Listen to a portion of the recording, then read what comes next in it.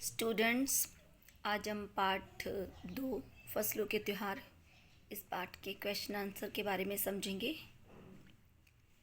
जैसे कि आपने इस पाठ में पढ़ा था कि फसलों से संबंधित जो हैं हर प्रांत में कोई ना कोई त्यौहार मनाया जाता है। ये त्यौहार हमारे भारत की संस्कृति की एकता को दर्शाते हैं और इन त्योहारों पर हम अपनी पारंपरिक वेशभूषा पहनते हैं और पारंपरिक खाना खाते हैं। जैसे कि उस त्यौहार में जो विशेष व्यंजन, विशेष भोजन जो बनता है उसे ही पारंपरिक भोजन कहा जाता है।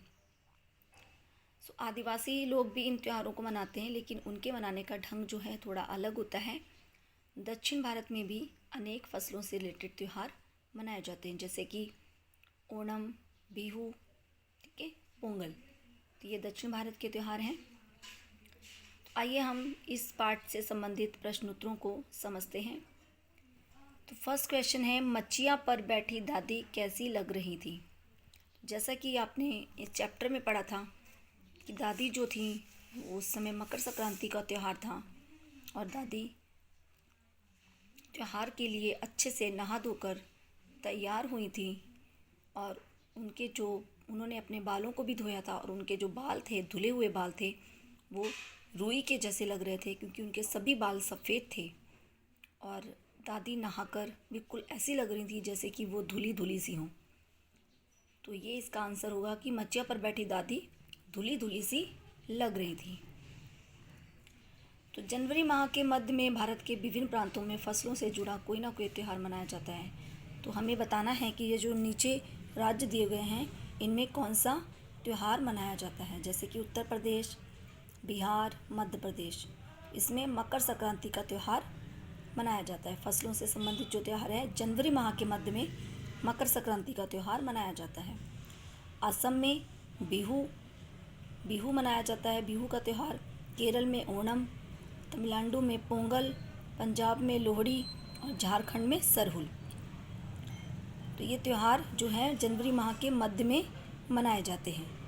नेक्स्ट क्वेश्चन है, मकर संक्रांति पर गुजरात में क्या होता है। तो गुजरात राज्य में मकर संक्रांति पर क्या होता है, पतंगों का पर्व जो है मनाया जाता है। पतंगों का जो त्यौहार है, उत्सव जो है वो मनाया जाता है। तो यहाँ पे हम लिखेंगे मकर संक्रांति पर गुजरात में पतंग का उत्सव मनाया जाता है। प्रत्येक गुजराती, चाहे वो किसी भी धर्म और जाति का हो, चाहे उसका कोई भी धर्म हो, चाहे वो सिख धर्म से हो, चाहे वो हिंदू धर्म से हो, किसी भी धर्म से हो, चाहे वो किसी भी जाति का हो या उसकी कोई भी उम्र हो, तो वो सभी क्या है, पतंग उड़ाते हैं। यानी इस दिन वो क्या करते हैं, पतंग उड़ाते हैं। मकर संक्रांति पर गुजरात में पतंगबाजी का त्यौहार मनाया जाता है। नेक्स्ट क्वेश्चन है, अप्पी दीदिया आज बुरी तरह फंसी, कैसे। तो आज तो अप्पी दीदिया बुरी फंसी। जैसा कि आपने चैप्टर में पढ़ा था कि अप्पी दीदी जो थी उन्हें चूड़ा दही और मकर संक्रांति पर जो विशेष व्यंजन बनता है खिचड़ी, उन्हें पसंद नहीं है। ठीक है, तो वो इसलिए फंसी क्योंकि आज उनको अपनी फरमाइश का, अपनी मनपसंद का नाश्ता खाने को नहीं मिलेगा, क्योंकि आज उन्हें यही चीज़ें खानी पड़ेंगी, क्योंकि आज जो मकर संक्रांति का त्यौहार है। इसलिए ये बात कही गई है कि अप्पी दीदिया आज बुरी तरह फंसी। नेक्स्ट है, अर्थ का मिलान करो। यानी यहाँ पे ये कुछ शब्द दिए हैं, यहाँ पे ये अर्थ हैं, तो हमें सही अर्थ के साथ उनको मिलाना है। जैसे कि वोटसी होती है अंगीठी, जिसमें हम आग जलाकर हम तापते हैं। ठीक है, तो नेक्स्ट है आपका देह कहते हैं शरीर यानी बॉडी को। नईखे का मतलब होता है नहीं है। इकट्ठा यानी जमा, एकत्र करना। ओके, केरा यानी कि केला। इजहार यानी कि प्रकट करना, दर्शाना। तो ये आपके कुछ शब्द हैं, शब्द अर्थ हैं। नेक्स्ट है आपका, तमिलनाडु में पोंगल किस प्रकार मनाया जाता है। यानी पूरे त्यौहार का हमें वर्णन करना है यहाँ पे। तमिलनाडु में जो पोंगल का त्यौहार है कैसे मनाया जाता है। यानी इस दिन जो है खरीफ की जो फसलें होती हैं, चावल है, अरहर है आदि को काट कर हम घरों में लेकर आते हैं। फिर लोग उन धान को कूट कर चावल निकालते हैं।